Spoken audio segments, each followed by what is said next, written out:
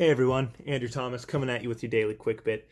Today I wanted to address a unique idea. It is the idea of diminishing return.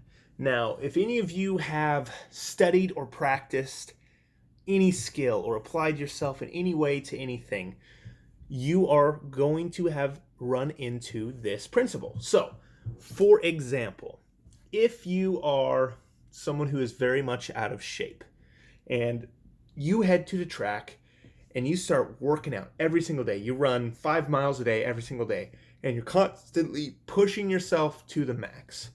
What's going to happen? Well, odds are your 1 mile time is going to go from, 10 minutes to maybe 7 minutes. Or if you're really good, you might even get it all the way to 6 minutes.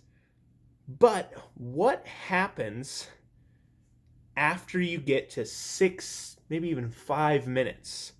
Well, before yes, you did put in a lot of hard work, but you cut off 4 or 5 minutes of runtime per mile, which is incredible. That's astronomical. Whereas once you hit around 5 minutes for a mile, now don't get me wrong, there are some runners out there that are just incredible, but the amount of additional work you would have to put into running to get your run time from a 5 minute mile, which don't get me wrong is very fast, to a 4 minute mile, which will just about qualify you for the Olympics. That amount of energy there is going to be multitudes of times more difficult than it was to get your 10-minute mile down to a 7-minute mile. That is the idea of diminishing return. And in the same with your time. For example, as a real estate agent, when I first got started, I picked up the phone, I made some phone calls, I talked to people, I met them, and I got a deal, and I got another deal, and I got another deal. And it was great. Hey, boom, boom, boom, pretty quick and easy. I got my money. We're good to go. But now I'm running into this unique, and it's not a bad thing necessarily, but it is a variable to consider as you grow your business, which is, hey, I've got like 4 or 5, maybe even 6 deals in the works right now, and another 10 to 12 people that I'm actively communicating with and working into a deal. And I'm starting to find, hey, it's not as easy to start prospecting.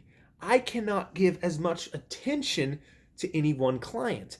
And yes, I have achieved this higher form of function, but to go further than where I'm at, it's going to cost me far more work for far less return. And it introduces this idea that as a runner, there's not really much you can do about the diminishing return. As a weightlifter, once you hit close to your peak, you have to put in so much work to beat your PR. There's nothing more you can do other than just put in the work. But as an investor, as a business person, there are ways to scale so that the functions of diminishing return that are normally limited by your own individual physical capability can now be broken. For example, I had great growth becoming a new agent. I flourished and I grew very quickly, and now boom, I've hit the first big barrier where it's like, man, I'm getting bogged down with all of this paperwork. But I guess I just have to grind through it, and that's just the name of the game. Or I could bring another person onto the team. I could bring someone in and say, hey, paperwork's not my strong suit. I get out there and I kick butt with deals, but I'm getting hung up here. So you come on and just remove that entire variable. Now I am able to perfectly scale up and up and up. But naturally, I'll hit more diminishing return factors. For example, how many appointments can you really set in a day? How many appointments could I really meet in a day? Well, maybe I bring on more people, and maybe I have to make sacrifices. I do have to pay the person who's doing the paperwork. If I am going to start sharing deals with people, it is going to come at a cost to my direct profit margin. But by doing so, you invent new equations to operate on that are indeed scalable if you made a good business model, and you can push yourself vastly beyond where the normal pinnacle point of a real estate agent would be. And that ends up looking like starting your own real estate team, or starting your own brokerage, or creating some kind of network infrastructure system that allows you to just blast on through and further.